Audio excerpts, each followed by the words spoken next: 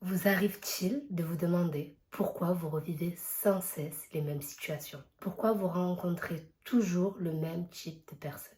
Pourquoi nous réagissons toujours de la même manière à certains événements de la vie? C'est ce qu'on va découvrir aujourd'hui avec les 5 blessures qui empêchent d'être soi-même de Lise Bourbeau.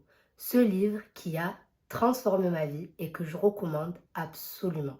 Aujourd'hui, je vous propose une synthèse de ce livre. Donc si vous voulez savoir quelles sont les blessures, quels sont leurs impacts et comment les guérir, stay tuned!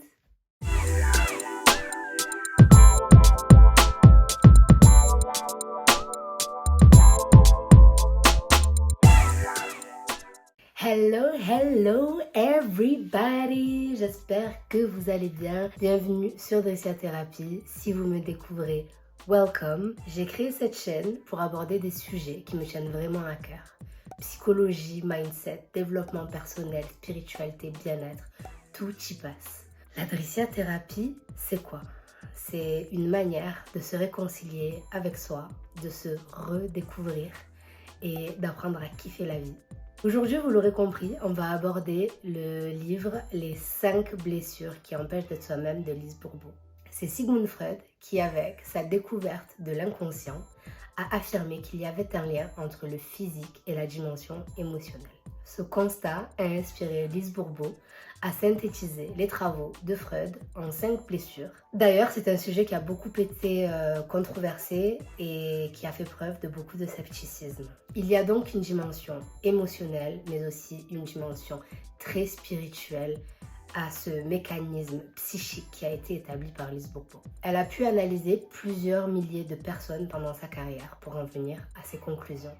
Alors, gardez l'esprit ouvert, prenez ce qui résonne en vous et vous pouvez lâcher le reste. Les blessures. Lise Bourbeau part du postulat que l'on choisirait de venir s'incarner sur Terre pour faire l'expérience de soi et de la vie. Cela implique donc que l'on choisirait sa famille et son entourage. Notre but ultime serait, je cite, de vivre des expériences jusqu'à ce que nous arrivions à les accepter et à nous aimer à travers elles.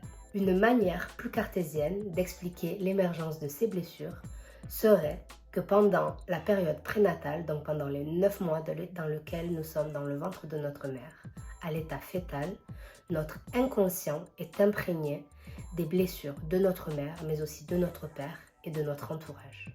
Durant ces 9 mois, les blessures commencent donc à se façonner et à émerger en nous, inconsciemment, of course. Tant que l'expérience sera vécue dans la non-acceptation, c'est-à-dire dans le jugement, dans la culpabilité, la peur, le regret ou toute autre forme de non-acceptation, l'humain s'attire sans cesse les circonstances et les personnes qui lui font revivre cette expérience. Voilà donc pourquoi nous revivons sans cesse les mêmes schémas dans notre vie. Accepter ne veut pas dire être d'accord avec ce qui nous arrive. Ça veut plutôt dire que l'on s'autorise à vivre certaines expériences, certaines émotions et à apprendre à travers elles. Accepter est difficile car l'ego cherche à nous protéger. Il ne veut pas admettre que par effet miroir, nous faisons également vivre les mêmes situations difficiles à autrui.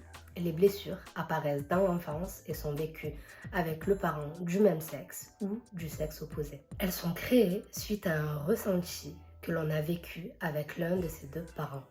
Donc c'est un ressenti. Le comportement du parent n'est pas toujours à mettre en cause. Étant enfant, on s'identifie beaucoup aux parents du même sexe. C'est celui qui nous apprend à aimer. Tandis que le parent du sexe opposé nous apprend comment aimer et comment recevoir de l'amour. Nos parents souffrent souvent des mêmes blessures que nous, dans l'optique de pouvoir se guérir mutuellement. Selon Lise Bourbeau, le parent avec qui on avait l'impression de mieux s'entendre étant ado est celui avec qui on a le plus de choses à régler. Plus tard, ces blessures seront réactivées par des personnes de notre entourage ou même par des inconnus à chaque fois que l'on viendra ressentir à nouveau la douleur qui a été causée dans l'enfance. Dès notre plus jeune âge, on cherche à exprimer qui l'on est vraiment. On se rend rapidement compte que dans le monde des adultes, ce n'est pas acceptable. Pour se protéger, on viendra donc porter un masque créé par l'ego. Le masque n'est pas notre vraie nature. On vient l'activer à chaque fois que nous sommes confrontés à des blessures.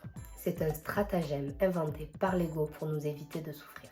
Ces masques ont des caractéristiques autant psychiques que physiques. Ces caractéristiques physiques vont venir nous montrer clairement de quelles blessures nous souffrons. Mais quelles sont donc ces blessures? Il y a un moyen très simple de s'en souvenir, c'est d'utiliser l'acrostiche TRAHI. T pour trahison, R pour rejet, A pour abandon, H pour humiliation et I pour injustice. Voilà donc les 5 blessures. Je vais procéder par ordre chronologique en commençant par le rejet car c'est la blessure qui émerge en premier. La blessure de rejet est le masque du fuyant. Le rejeté en général a un gros problème avec le parent du même sexe que lui. Il cherche à tout prix à être aimé par ce parent et ira même jusqu'à le haïr s'il n'arrive pas à obtenir l'amour et l'affection tant convoité. Le rejeté va porter le masque du fuyant. Il va avoir tendance à être souvent ailleurs, à être dans la lune, à se créer un monde imaginaire. Il est beaucoup déconnecté du monde matériel. Paradoxalement, il cherche aussi à attirer l'attention sur lui inconsciemment pour que l'on se préoccupe de lui et qu'on lui apporte de l'affection. Physiquement, il va avoir un corps qui ne veut pas prendre de place, un corps assez étroit, mince, voire maigre, un corps chétif. Plus la personne sera maigre et plus elle souffrira de sa blessure de rejet. Le fuyant va sans cesse se sentir inférieur aux autres, voire inutile. Il aime la solitude et il va toujours faire en sorte que les circonstances lui donnent raison. Il va tout faire inconsciemment pour qu'on le rejette. Il ne comprend pas que l'on puisse l'aimer. Sa plus grande peur est la panique. Il va avoir tendance à faire toute une montagne du moindre problème et va avoir du mal à l'affronter. La blessure d'abandon est le masque de dépendant. La blessure d'abandon est différente à celle du rejet. L'abandon, ça va être plutôt la sensation de se sentir délaissé par quelqu'un ou voire par quelque chose. Par exemple, lorsque nous sommes enfants et que nos parents nous laissent pour pouvoir aller travailler. Pour se protéger, il porte le masque de dépendant. Il a sans cesse besoin de se sentir soutenu. Il a du mal à accepter la solitude. Physiquement, il a un corps mou, voire flasque, un corps qui manque de tonus, un corps assez long et fin. La blessure d'abandon est en rapport avec le parent du sexe opposé. L'abandonné ne s'est pas senti nourri émotionnellement.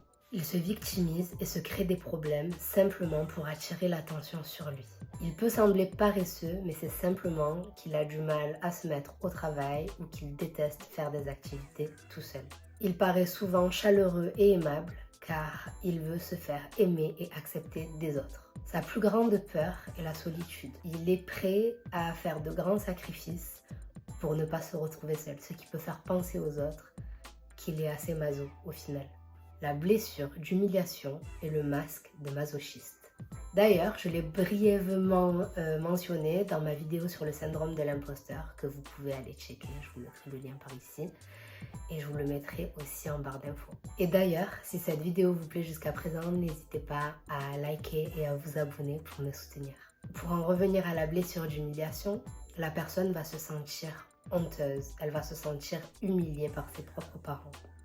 Cette blessure est souvent vécue avec le parent du même sexe. Dans l'enfance, l'humilié va ressentir un manque de liberté, comme si ses parents contrôlaient ses moindres faits et gestes. Il cherche à tout prix à plaire aux parents avec qui il vit la blessure d'humiliation. D'ailleurs, par la suite, il se souciera énormément du regard des autres. Son masque est celui du masochiste. Cette personne va chercher à se causer de la douleur inconsciemment ou à se faire honte elle-même avant que les autres ne puissent le faire. Physiquement, ces personnes sont en surpoids voire obèses. Plus la personne va être grosse et plus elle souffrira de sa blessure d'humiliation. Il cherche à tout prix à aider les autres, quitte à ne pas s'écouter et à ne pas se faire passer en priorité et à se créer des inconvéniences. Il a tendance à beaucoup se moquer de lui-même et se sent toujours coupable. Surtout lorsqu'il est heureux, il ne se sent pas digne et légitime d'être heureux. Sa plus grande peur est la liberté. Il a peur de ne pas réussir à la gérer et de s'attirer des situations honteuses. Il va donc inconsciemment se créer tout un tas de contraintes pour ne pas se sentir libre. La trahison est le masque de contrôlant. Cette blessure est liée au complexe d'Oedipe. L'enfant sentait que le parent avec qui il se sentait fusionnel avait besoin de lui. La blessure va apparaître quand ce même parent va rompre ce lien. Physiquement, Le corps exhibe force et pouvoir. Les hommes vont tendance à avoir les épaules plus larges que les hanches, tandis que les femmes vont tendance à avoir des hanches plus larges que leurs épaules. Plus le corps sera disproportionné et plus la personne souffrira de cette blessure. Le contrôlant essaie toujours de respecter ses engagements. Il va à tout prix essayer d'être fidèle. Il est très exigeant envers lui-même et envers les autres. Il peut manquer de tolérance et il peut être très borné. Il aime prouver qu'il est invincible, fort et courageux. Il est très impatient et se soucie beaucoup de son futur, ce qui l'empêche souvent d'être dans le moment présent. Il est également très rancunier. Il pourra enlever la parole à une personne pour la moindre petite erreur. Sa plus grande peur est la peur de la séparation. Il a à la fois peur d'être trahi, mais aussi de passer pour un traître. Paradoxalement, c'est également une personne qui a peur de l'engagement. Tout simplement car, une fois engagé, un désengagement pour lui est inenvisageable. L'injustice est le masque du rigide. Une personne qui souffre d'injustice est une personne qui ne se sent pas appréciée à sa juste valeur. Elle a l'impression de ne pas être respectée. Pour se protéger, elle va donc créer le masque du rigide. Les rigides se font croire à eux-mêmes ainsi qu'aux autres que rien ne les touche, qu'ils n'ont pas de cœur. Ils peuvent donc paraître très froids. Physiquement, le corps est bien proportionné, il est droit, rigide et a tendance à manquer de souplesse. Cette blessure émerge avec le parent du même sexe. La personne souffrant de la blessure d'injustice ne va pas se sentir aimée à sa juste valeur. Elle va trouver que le parent est trop froid avec lui, trop sévère. Il va trouver que ce parent va être distant et ne lui accorde pas l'amour qu'il mérite. Du coup, cela va créer une relation assez superficielle avec ce parent. Le rigide va avoir tendance à envier les autres et il va également avoir tendance à se sentir honteux lorsqu'il reçoit plus que ce qu'il estime mériter. Il est obsédé par la notion de bien et de mal. Il a énormément tendance à cacher ses émotions, souvent par le rire. Il est perfectionniste, impatient et il oublie souvent de donner des marques d'affection aux gens qu'il aime. Sa plus grande peur est la froideur. Il va faire son possible pour paraître chaleureux. Toutefois, les personnes autour de lui vont avoir tendance à le trouver extrêmement froid et distant, chose qu'il va avoir du mal à accepter car trouvant cette réflexion injuste. Pour conclure, quand notre ego se sent blessé, on va avoir tendance à se victimiser. On va avoir tendance à vouloir rechercher un coupable et à accuser les autres. Nous voyons chez les autres souvent ce que nous sommes incapables de voir chez nous. Encore une fois, par effet miroir. Plus on s'accuse ou on accuse les autres et plus nous vivrons les mêmes schémas répétitifs. En conscientisant l'origine de ces blessures et l'implication émotionnelle avec nos parents, on va passer par une phase de colère et de reniement avant de réussir à faire face à la réalité. Et c'est là que commence la guérison. Du coup, je ne vais pas vous laisser en galère et je vous propose 5 clés pour pouvoir guérir. La première clé, c'est la prise de conscience. Être conscient que nous souffrons tous de ces blessures, qu'elles viennent nous impacter à nous, à nos parents, à nos frères et sœurs, à notre entourage. Être conscient que chaque rencontre dans la vie n'arrive pas par hasard. Elles viennent nous confronter par effet miroir à ce que nous devons travailler. La deuxième clé est la compréhension.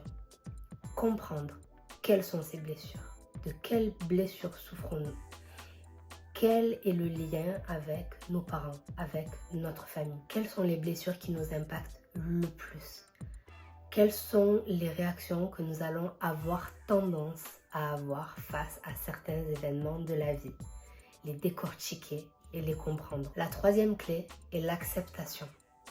Venir accepter que ces blessures font partie de nous. Accepter que même guéries, elles laisseront des cicatrices. Accepter qu'elles ne disparaîtront jamais. Il est important de les regarder en face, de les chérir et de les honorer. De les remercier pour tout ce qu'elles viennent nous apprendre. Il est également important d'accepter que la perfection n'existe pas, que nous commettons tous des erreurs et que parfois, nous-mêmes sommes aussi la cause de la souffrance de quelqu'un d'autre. La quatrième clé, c'est la responsabilisation. Il est important de reconnaître sa part de responsabilité dans la vie. être conscient que nous avons une responsabilité dans ce que nous attirons et manifestons dans notre vie. Nous avons toujours le choix. Nous avons notre libre arbitre. Je vous propose donc d'éprouver de l'amour et de la compassion envers vous-même. Traitez avec indulgence et bienveillance la partie de vous qui souffre. Vous pouvez également éprouver cette même compassion et bienveillance envers la partie qui souffre chez autrui. Et la 5e clé est la guérison physique. Nous l'avons vu au début de cette vidéo. L'état psychologique et l'état physiologique sont intrinsèquement liés. On peut donc venir stimuler le corps pour venir guérir émotionnellement et vice-versa. Aujourd'hui, je vous propose de découvrir le TAT, Tapas Acupuncture Technique. Avec le TAT, on va venir stimuler physiquement des points énergétiques spécifiques, tout en répétant des phrases pour venir reprogrammer notre subconscient. La stimulation de ces points viendrait aider l'intégration au subconscient de ses intentions et de ses nouvelles croyances. Pour ce faire, je vous propose d'aller sur la chaîne de Haut du Feu Tarot. Elle a une playlist dédiée aux 5 blessures de l'âme où elle propose des protocoles spécifiques pour venir faire des séances de TAT. Cette technique va permettre d'ancrer la guérison émotionnelle dans la matière. Du coup, gardez bien en tête que guérir, c'est le travail de toute une vie. Plus nous guérissons et plus nous viendrons ressentir de l'amour, de la compassion et de la bienveillance envers soi et envers autrui. A contrario, plus nous souffrons et plus nous ressentirons un mal-être, de la malveillance et de la souffrance. Au plus on guérit des blessures et au moins on viendra porter les masques créés par l'ego. On les portera de moins en moins souvent et de moins en moins longtemps. Guérir de ces blessures implique que nous attirons de moins en moins des schémas répétitifs. Du coup, je nous souhaite à tous une magnifique guérison. Je nous souhaite d'être heureux, de kiffer, de profiter, de reconnaître notre valeur, de reprendre notre pouvoir sur la vie et de kiffer la life, tout simplement. C'est tout pour aujourd'hui, c'est tout pour cette vidéo. Si vous avez regardé jusqu'au bout, merci beaucoup. N'hésitez pas à liker, à commenter, à partager, à vous abonner. N'hésitez pas à activer la cloche pour ne rater aucune des nouvelles vidéos. Et en attendant, je vous dis à bientôt. Mouah.